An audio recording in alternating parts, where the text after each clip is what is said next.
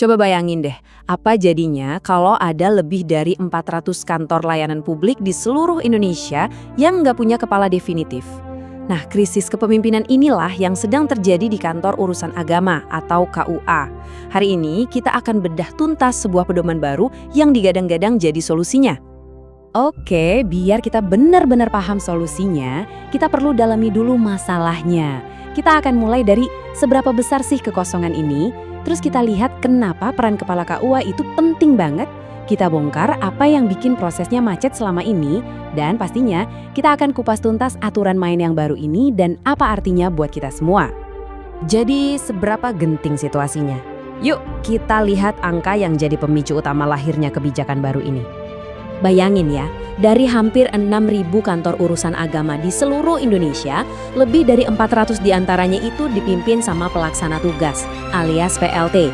Ini bukan sekedar angka loh, ini sinyal kuat kalau ada masalah yang sistemik dan harus segera dibenahi. Betul kata pejabat kementerian, angka sebesar ini tuh udah kayak lampu merah. Ini nunjukin kesehatan organisasinya lagi nggak baik-baik aja.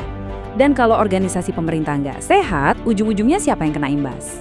Tentu saja, pelayanan buat masyarakat.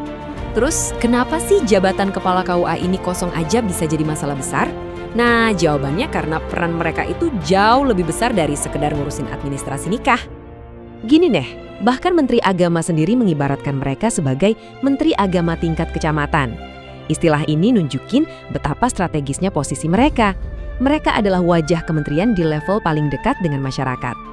Mereka ini benar-benar jembatan hidup. Di satu sisi, mereka yang menerjemahkan kebijakan pusat biar gampang dimengerti warga. Di sisi lain, mereka juga yang bawa suara dan aspirasi warga kembali ke atas. Penting banget kan? Dan kerennya, peran mereka ini diakui bahkan di luar lingkup keagamaan. Lembaga sekelas Bappenas aja melihat kepala KUA sebagai simpul atau pusat dari ekosistem pembangunan di daerah. Artinya, mereka ini tokoh sentral. Nah, pertanyaannya kan, kalau jabatannya sepenting ini, kok bisa-bisanya ada ratusan yang kosong? Ternyata, akar masalahnya ada di proses seleksi yang lama, yang bisa dibilang macet dan berbelit-belit. Jadi, biang kerok utamanya itu adalah asesmen kompetensi. Dulu, ini wajib, tapi diadakannya jarang banget. Akibatnya, antrian calon pemimpin jadi menumpuk.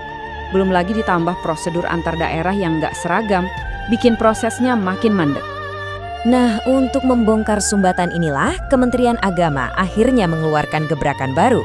Namanya Keputusan Menteri Agama atau KMA nomor 1644 tahun 2025. Gampangnya, KMA ini adalah SOP baru.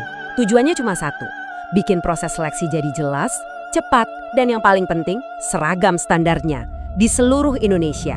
Nggak ada lagi beda-beda aturan. Dan ini dia nih perubahan paling fundamentalnya. Asesmen kompetensi yang tadinya jadi gerbang tol yang wajib, mahal, dan susah, sekarang posisinya digeser. Asesmen itu nggak lagi jadi syarat utama, tapi cuma jadi data pendukung. Fokusnya pindah ke evaluasi portofolio yang lebih simpel. Lalu, gimana sih cara kerja jalur baru yang lebih simpel ini dalam prakteknya? Yuk kita lihat langkah-langkahnya. Jadi, prosesnya dipangkas jadi 3 tahap yang praktis. Pertama, cek kualifikasi administrasi. Ini cuma lihat data yang udah ada, nggak perlu lagi tuh ngumpulin berkas macam-macam. Kedua, tes kompetensi keagamaan yang sifatnya praktik, simple. Dan ketiga, yang jadi inti adalah tinjauan portofolio rekam jejak. Nggak ada lagi tes besar-besaran yang terpisah. Nah, kuncinya di sistem baru ini adalah penggunaan matriks penilaian yang terukur. Kayak yang bisa kita lihat di contoh ini. Jadi semua dinilai berdasarkan data yang ada. Pendidikan, masa kerja, nilai kinerja. Ini bikin evaluasinya jadi lebih transparan, objektif, dan standarnya sama di mana-mana. Oke, setelah kita bedah semua perubahannya, pertanyaan terbesarnya adalah, apa dampak dari semua ini? Apa manfaatnya buat para pegawai, buat institusinya, dan yang terpenting, buat pelayanan publik? Dampaknya jelas positif banget. Pertama, ratusan kursi kosong itu bisa diisi dengan cepat. Kedua, sumber talenta pemimpin jadi lebih luas. Karena sekarang penghulu dan penyuluh agama punya kesempatan yang setara. Dan yang paling penting, kantor yang punya pemimpin definitif tentu bisa kasih layanan yang lebih pasti dan efektif buat masyarakat. KMA 1644 ini jelas sebuah terobosan untuk mengatasi kebuntuan birokrasi. Pertanyaan besarnya sekarang adalah, dengan proses yang lebih gesit ini, bagaimana wajah baru para menteri lokal ini akan membentuk kembali kualitas layanan publik di garda terdepan Indonesia? Ini yang patut kita nantikan.